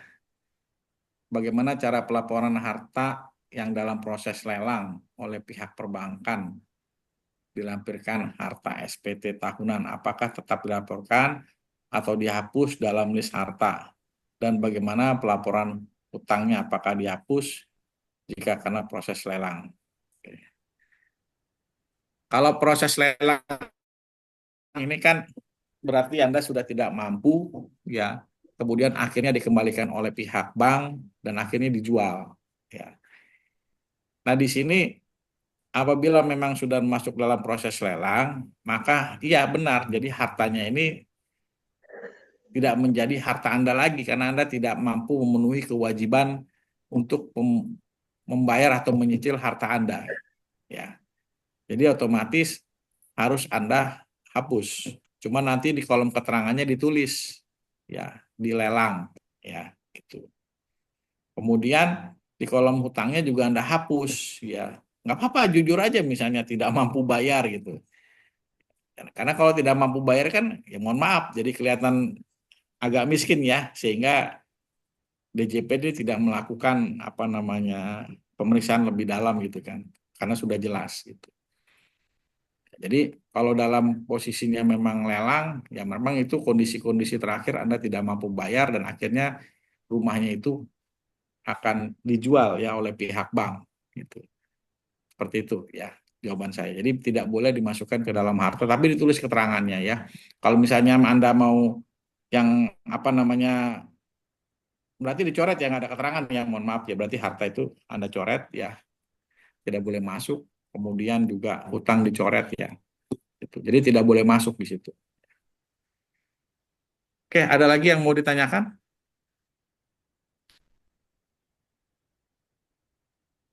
Pak, boleh tanya Pak? Ya. Kalau kan ada warisan keluarga tapi belum pernah dibagi tuh Pak. Maksudnya memang masih rumah orang tua semua, tapi orang tuanya sudah tidak ada semua ya. Ya. Itu ke depannya gimana ya Pak? Kebetulan saya yang tinggalin di rumah orang tua ini gitu. Terus kalau misalnya juga ada apa perhiasan misalnya dari orang tua saya gitu, itu saya declare-nya gimana gitu Pak? Kayak itu aja sih Pak. Kasih. Oke. Soal waris, jadi gini, hibah dan waris dari orang tua itu sebenarnya bukan objek pajak, tapi terkadang ada dua pendapat nih, ya. Yang memang mutlak hibah dan waris itu bukan objek pajak. Kemudian di akhir peraturan itu ada sepanjang yang mewariskan itu bisa membuktikan bahwa harta tersebut dilaporkan di SPT. Tapi maksudnya begini, minimal bisa dipertanggungjawabkan bahwa harta itu memang dari orang tua dan orang tua itu memang bekerja. Karena kalau kita lihat zaman dulu kan tidak semua orang tua kita kan ngisi SPT gitu ya, bodo amat gitu ibaratnya. Gitu. Nah ini kalau alurnya jelas, ya orang tua Anda bekerja mempunyai penghasilan kemudian memperoleh harta, itu waris namanya ya. Jadi memang bukan objek pajak. Ya. Yang pertama nih. Nah, apabila orang tua sudah meninggal kan namanya waris. Nah, kemudian waris itu akan diberikan ke anak nih, ya, ke anak. Kalau misalnya anaknya satu, is oke, nggak apa-apa. Anda tulis saja di situ. Jadi karena sudah meninggal, masukin ke harta Anda, masukin ke kolom SPT Anda, masukkan gitu. Kolom keterangannya adalah waris, gitu, ya kan? Nah, cuman di sini Ibu Santi, saya nggak tahu nih warisnya ini apakah tanah rumahnya memang hanya untuk ibu atau mungkin terbagi untuk saudara-saudaranya. Ya, kalau Belum terbagi, diputuskan sih Pak, karena oh, belum. kebetulan kakak-kakak saya kan udah punya rumah gitu. Ya, Cuman kan nanti suatu ketika terjadi apa gitu kan kita nggak tahu ya ke depannya ya kan. ya, Eh, ya belum pernah dibahas sih, cuman ya, saya antisipasi aja gitu. Itu ya. sebaiknya gimana gitu. Gitu Pak. Gini Bu, eh, regulasi Indonesia ini kan aneh gitu ya. Selain waris, ibu juga harus ada data, misalnya gini, orang tua ibu dulu pekerja, ada nggak nih SPT-nya? Disimpan juga tuh. Atau minimal ada bukti bahwa orang tua ibu tuh bekerja, jadi memperoleh penghasilan. Itu juga sebagai bukti dasar bahwa harta itu memang diperoleh dengan benar gitu. Artinya gini Bu, mohon maaf, ada pencucian uang, ada pejabat misalnya, dia mengatakan, wah saya punya uang miliaran dari waris kok gitu. Padahal ibunya miskin, dia dapat uang, uangnya dikasih orang tuanya beli rumah, terus rumahnya disuruh kasih ke dia. Itu kan namanya pencucian uang, ya kan? Bilangnya waris, nggak kena pajak, wah mutar doang tuh. Kan tidak bisa dibuktikan bahwa orang tuanya itu pejabat tadi ya, orang tuanya itu tidak bekerja ternyata. Nah itu yang ditakuti oleh negara seperti itu, ya gitu. Jadi ternyata historis daripada harta tersebut memang harus jelas. Oh, Nah kemudian ada lagi di dalam wajib pajak orang pribadi itu adalah ada waris yang belum terbagi. Jadi itu masihnya ngegantung Bu, waris yang belum terbagi. Itu. Jadi kalau misalnya memang dari keluarga ibu sudah punya kesepakatan, ya hitam di atas putih, ya datang ke notaris bahwa nanti rumah tersebut akan jadi milik ibu misalnya ya, maka boleh dimasukkan ke SPT. Ya, karena ini berhubungan dengan menambahnya harta ini apa namanya harus jelas. Kalau misalnya dibagi bertiga ya otomatis nanti masuk ke SPT masing-masing tiga anaknya tersebut gitu. iya Pak, belum ada kesepakatan. Tapi memang apa orang tua saya bekerja sih, memang ada buktinya kalau bekerja. Gitu. Ya, bagus Cuman Bu. ya belum dibagi sama eh, keluarga. Berarti itu masuk masuk dalam objek pajak waris yang belum terbagi Bu. Oh Gitu, ya. masih Tapi menggantung. kalau udah ada akte notaris ya Pak. Eh, belum ada akte notaris kalau misalnya ada kesepakatan juga nggak masalah Bu. Jadi sudah fix gitu loh, Oh iya. sudah fix gitu. Oke Pak. Makasih Ya, banyak Pak. ya makasih.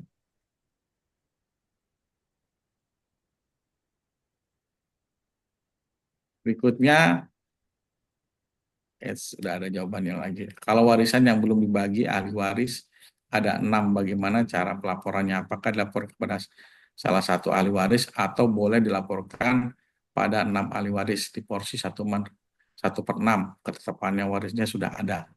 Jadi boleh kalau misalnya ada satu tanah kemudian dibagi oleh 6 ahli warisnya, ya sepanjang sudah disepakati maka bisa dimasukkan ke dalam SPT masing-masing. gitu. Dan jangan lupa ditulis adalah waris gitu. Ya, untuk Bu Nunik itu ya jawaban dari saya. Jadi bisa ya ditulis di dalam SPT 6 ahli waris tersebut. Dan jangan lupa ditulis di kolom keterangan adalah waris.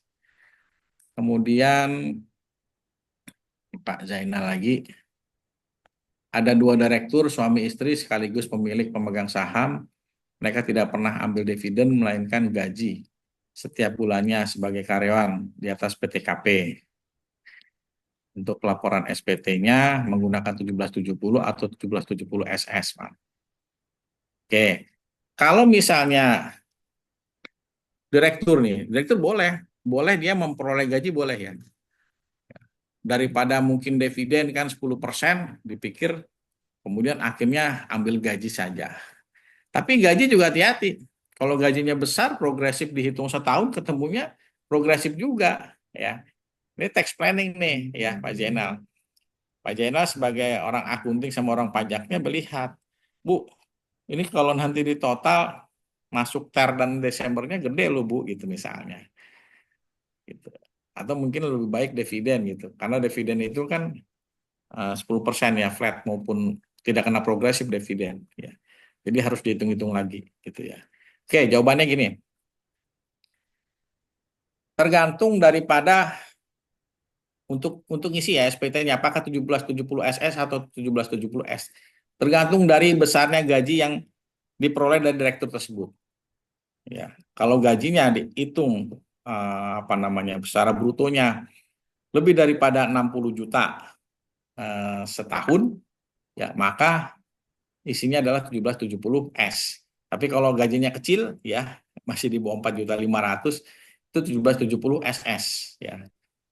Nah, direktur tersebut apabila dia tidak mempunyai usaha lain ya, hanya sebagai direktur tok di perusahaan tersebut, maka dia tidak mengisi 1770 karena usahanya tadi sudah dijadikan badan ya. Jadi direktur tersebut mengisi SPT-nya hanya 1770 SS ya atau 1770 S. Ya, SS atau S itu tergantung dari gaji yang dia terima ya, seperti itu. Gitu ya Pak Zainal ya.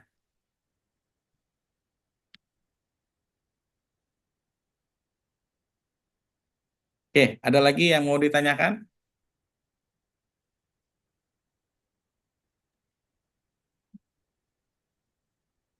Pak, saya mau nanya lagi, Pak. Ya. Kalau ini Pak, apa namanya suami istri itu Pak, kalau memang kita lapor sendiri-sendiri, sebenarnya masih nggak apa-apa kan Pak? Saya masih bingung dengan memilih terpisah dan apa itu masih bingung karena kan sebelumnya memang lapor sendiri-sendiri gitu Pak. Sebaiknya gimana sih Pak ke depannya? Oke. Kalau saya sarankan memang lapornya bagusnya sendiri-sendiri aja Bu ya. Kalau memang awalnya memang punya NPP masing-masing, itu lebih baik sendiri. Karena kalau digabung itu ada kecenderungan malah jadi kurang bayar ya gitu. Sebenarnya ini adalah kondisi hak wajib pajak. Jadi tidak bisa dipaksa-paksakan gitu kan. Dipaksa-paksakan, oh saya mau digabung atau dipaksakan digabung tidak. Ya, semua dalam arti kondisi tergantung wajib pajak orang tersebut. Ya, contoh begini. Misalnya ada seorang istri, dia sebelum menikah memang dia punya harta, ya, punya rumah, ya. Sedangkan si suami ya mohon maaf misalnya tidak mempunyai harta. Untuk memperkuatkan ya agar harta ini adalah harta ibu bawaan gitu sebelum menikah, maka ibu punya NPP sendiri, masukin ke SPT sendiri. Si suami misalnya punya SPT sendiri. Nah, ibu kan bekerja. Dalam bekerja ini kan ibu memperoleh penghasilan harta. Ya. Baiknya ibu apabila seorang wanita mempunyai harta dan penghasilan, saya menyarankan dia mempunyai NPWP sendiri terpisah. Gitu ya. Terpisah daripada suaminya. Karena dia harus mencatat hartanya sendiri, harta bawaannya. Gitu. Jadi itu haknya ibu. Ibu boleh kok gitu kan. SPT-nya ini dipisah. Oh iya Apabila Pak, ya karena apa kadang orang bilang harus digabung gitu kan harus digabung. Karena kan jadi lu susah lagi kan Pak. Maksudnya untuk buat SPT-nya tuh jadi lebih ribet lah ya. Kalau hmm, berdiri kan kita tinggal lanjutin yang lama gitu ya oh Pak. iya yang lama daripada digabung-gabung ribet nanti. Oh ya, oke Pak. Siap. Ah, Makasih ya, banyak. ya makasih. Oke, ada lagi?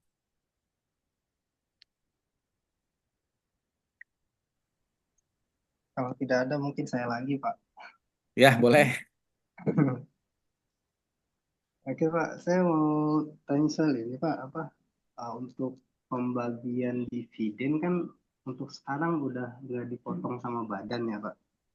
Nah, melainkan Ya, kurang si kurang besar suaranya Pak Jainal. yang apa?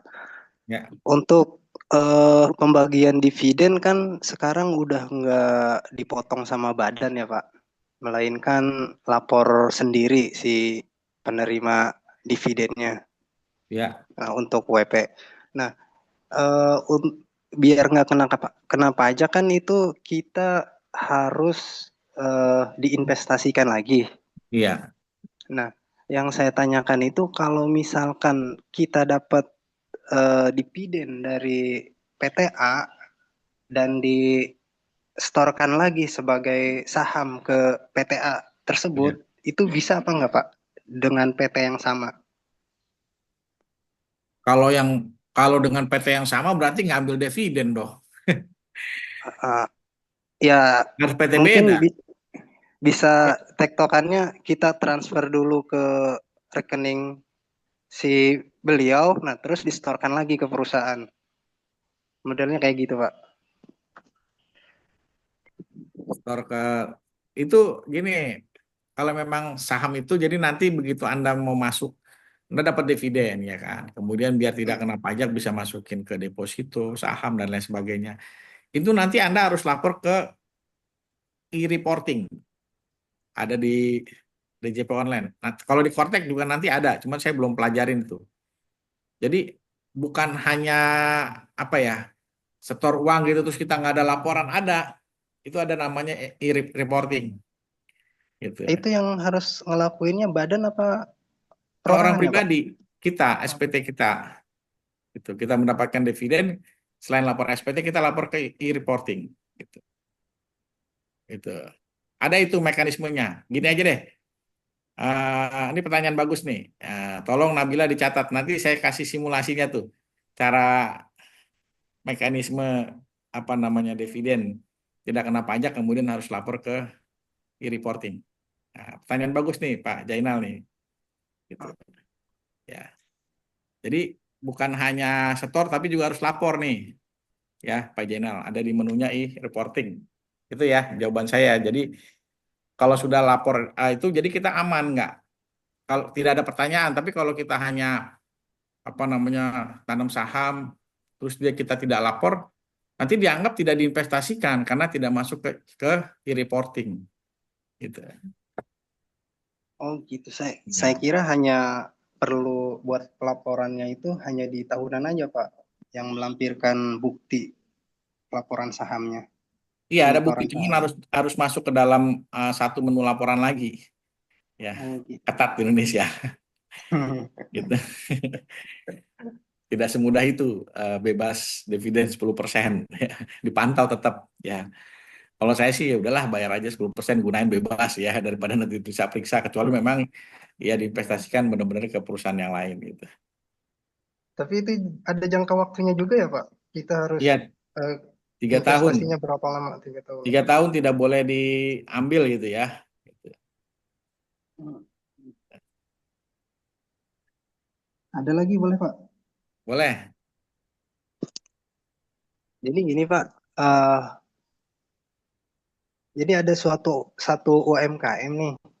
Satu Ya, UMKM memang di bawah 500 juta sih untuk ininya omsetnya per bulan. Nah, ya. si yang punyanya ini udah meninggal. Nah, ada kita mau tutup NPWP-nya, mau nonaktifin NPWP-nya Yang meninggal tadi. yang meninggal tadi. Nah, eh, tapi kondisi warisannya itu belum dibagi ke anaknya. Nah, posisinya Ya, anaknya ini ada satu nih, ada eh, cuma satu anak doang, ya, sama satu istri. Nah, ya. yang saya tanyakan, kalau misalkan eh, model saham diwariskan ke anak atau ke istrinya, nah itu objek pajak bukan ya, Pak? Iya, objek pajak. Jadi warisan yang belum terbagi itu adalah objek pajak, ya. Jadi gini, si subjek pajak tersebut yang meninggal dunia itu tidak boleh ditutup sebelum nanti ada isian bahwa warisan yang belum terbagi itu akan dilimpahkan ke subjek pajak lainnya, ya, baik itu ibu maupun anak, ya, gitu. Sudah jelas. Jadi kalau misalnya belum, ya, warisan belum terbagi, ini nggak bisa nih NPWP-nya ditutup, ya. Karena apa? Bukan berarti misalnya orang tuanya meninggal nih, mohon maaf ya, kemudian nggak diurus sampai 3 bulan dia tetap dapat royalti dividen gitu kan sampai 6 bulan gitu. Loh, siapa yang mau bayarnya, mau dikenain siapa nih? Sedangkan yang bersangkutan sudah meninggal kan gitu kan. Nah, otomatis segera berarti saham, kemudian pendapatan dividennya itu merupakan waris, segera diberikan kepada ahli warisnya gitu. Jadi nanti begitu ada penutupan NPWP, itu nanti dari AR-nya atau dari KPP akan isi form. Isi form siapa yang melanjutkan daripada warisan tersebut. Ya, akan jatuh kemana, ditulis. Nanti akhirnya kewajiban perpajakan berikutnya, ya, pendapatan dividen, sewa dan lain sebagainya akan dilimpahkan ke ahli waris tersebut, ke anak atau orang tua. Baru SPT ayahnya bisa ditutup, ya, seperti itu, Pak Jainal. Berarti ada sistem pemeriksaan juga ya, Pak? Oh, ada sistem pemeriksaan.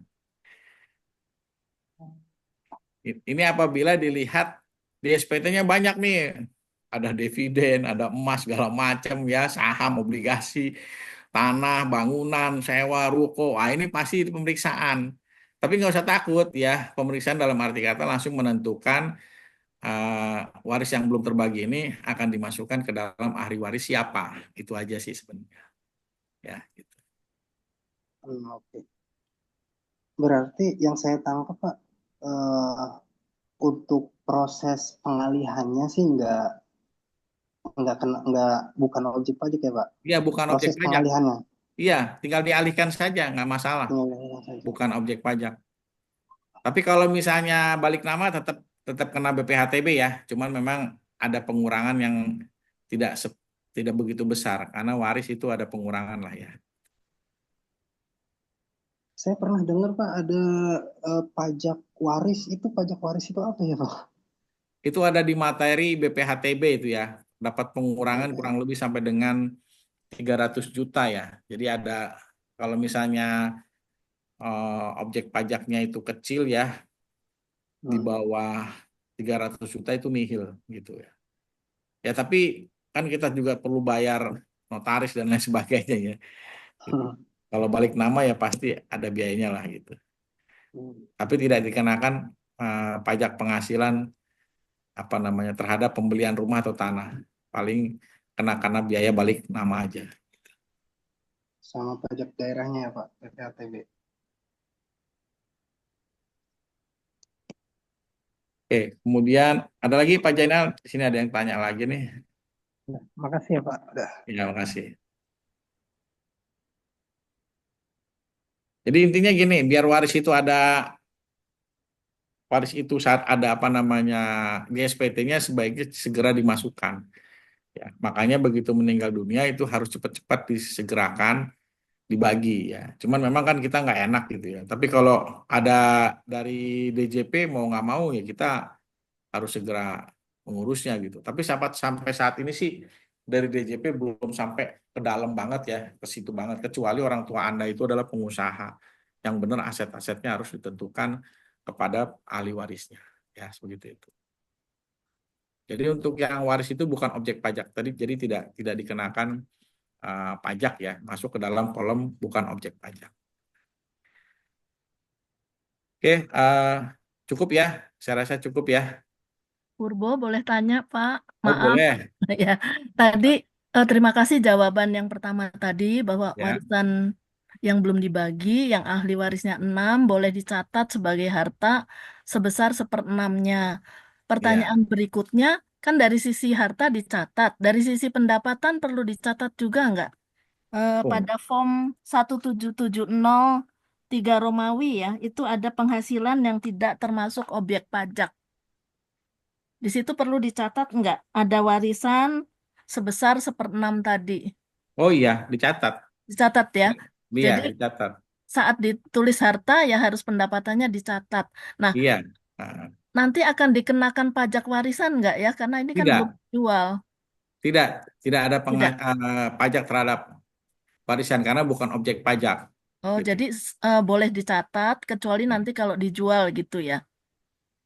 Kalau saat dijual baru Ya, ada kalau pajak. dijual kan itu beda lagi, Bu. Itu Iya. kena pajak BPHTB ya sama PPh. Oh, Nah, iya.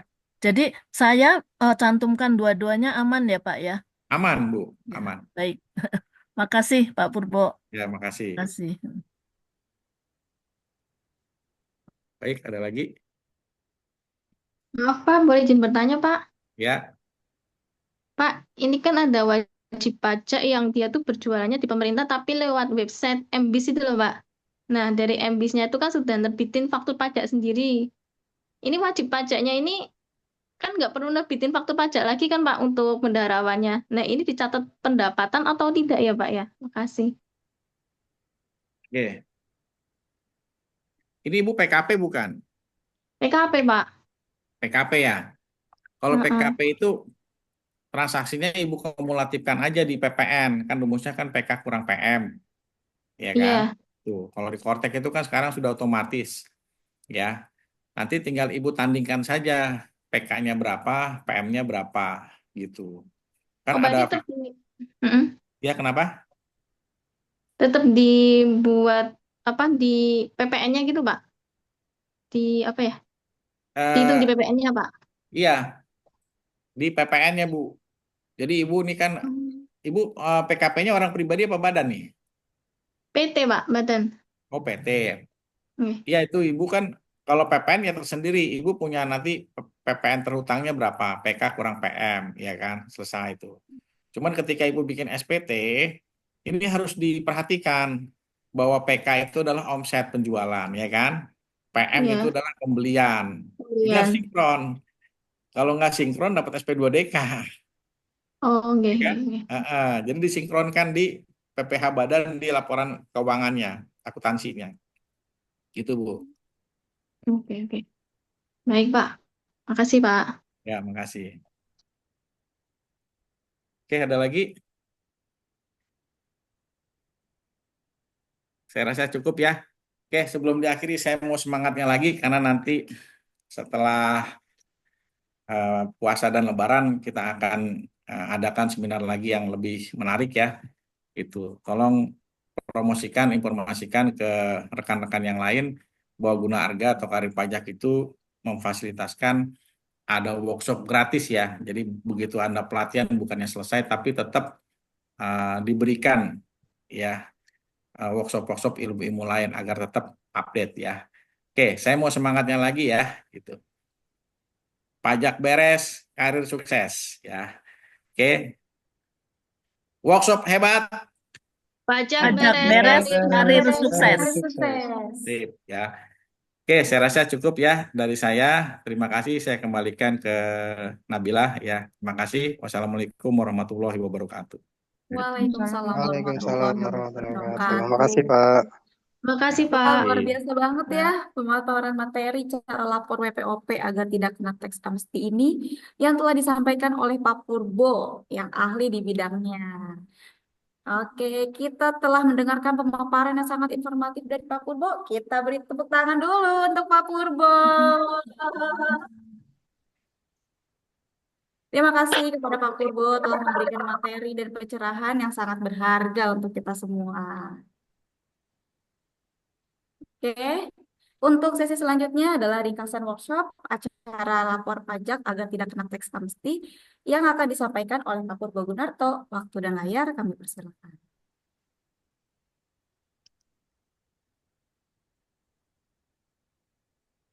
Ini apa nih? Penutupan nih buat saya, Nabila. Oke, terima kasih kepada semua peserta ya. Ini adalah materi yang cukup bagus ya. Tadi di awal saya katakan bahwa wajib DJP memperbaiki semua sistemnya, maka kita sebagai wajib pajak juga harus menambahkan ilmu pengetahuan ya, harus pintar juga ya. Kalau enggak kita keceblos nih. Ya, kita lihat Cortex sudah luar biasa, banyak transaksi yang terintegrasi, maka kita harus memperhatikan hal tersebut. Ya, kita berharap dengan adanya Cortex nanti ada perubahan tarif ya, jangan terlalu besar. Nah, ini ada isu yang luar biasa. Kalau Anda tahu ada Indonesia Airlines, dia adalah punya pengusaha lokal dari Sumatera atau Aceh. Dia memilih membuka usahanya di Singapura ya, dengan alasan bahwa Singapura tarif pajaknya lebih rendah, yaitu 17% badan ya. Sedangkan di Indonesia adalah 22%. Jadi artinya apa? Apabila Indonesia tidak memperbaiki regulasi, kemudian tarifnya besar, bukan tidak mungkin bahwa investor, bahkan kita semua, memilih buka usahanya di negara lain, ya, karena tarifnya lebih rendah, ya. Oke, itu ya dari saya. Kita harus tetap banyak belajar ya, agar pajak kita tidak boncos ya. Demikian dari saya. Terima kasih. Saya tutup. Wassalamualaikum warahmatullahi wabarakatuh. Waalaikumsalam warahmatullahi wabarakatuh. Pak Purbo telah menjelaskan strategi pelaporan yang benar serta kesalahan umum yang harus dihindari. Kita jadi paham akan membantu membuat SPT dengan benar dan pastinya mendapatkan paduan praktis untuk memastikan kepatuhan pajak tanpa resiko sanksi. Nah, hadirin yang berbahagia, tidak terasa kita telah sampai di penghujung acara. Kami mengucapkan terima kasih yang sebesar-besarnya kepada Bapak Purbo Gunarto yang telah memberikan ilmu yang telah dibagikan hari ini kepada peserta. Dan terima kasih juga kepada peserta yang telah mengikuti seminar ini dengan penuh antusias. Terima kasih untuk Kak Zenal. Nah, fun fact-nya nih ya, Kak Zenal itu peserta offline lulusan tahun 2019. Betul tidak Kak Zenal? Mana nih Kak Zenal suaranya nih? Betul, betul. Woi, kita kasih tepuk tangan dulu untuk Kak Zena. Dan terima kasih kepada Kak Evi, Kak Ardiansyah, dan Kak Santi, dan juga Ibu Noni yang telah memberikan pertanyaan yang sangat bikin kita penasaran dan diberi jawaban oleh Pak Purbo yang sangat ini memberi jawabannya tuh sangat-sangat kenyang banget nih. Maksudnya kenyang apa tuh? Daging banget, ya enggak? Oke, sebelum menutup acara, izin saya menyampaikan sebuah pantun ya. Kalau udah ada pantun, pasti ada passwordnya nih. Kalau misalnya saya kasih pantun, ada jawabannya berarti cakep. Oke? Kalau saya ngasih pantun, dijawab apa tadi? Cakep. Iya, mantap sekali. Oke, saya ngasih pantun nih. Bayar pajak jangan terlupa. Apa? Kurang semangat nih. Coba lagi dong. Bayar pajak jangan terlupa. Cakep. Agar bisnis tetap berjaya. Cakep. Ilmu hari ini sangat bermakna. Semoga bermanfaat sepanjang masa. Amin. Semoga apa yang telah kami pelajari hari ini akan menjadi bekal yang bermanfaat dan menjalankan kewajiban perpajakan dengan baik. Saya Nabila Safitri dan segenap tim Gunarga dan Karim Pajak mohon undur diri. Wassalamualaikum warahmatullahi wabarakatuh. Selamat sore dan sampai jumpa di kesempatan berikutnya. Waalaikumsalam. Terima kasih Pak Purbo dan Mbak Nabila. Terima kasih. Terima Terima kasih. kasih. Terima kasih Kak Nabila. Sama-sama.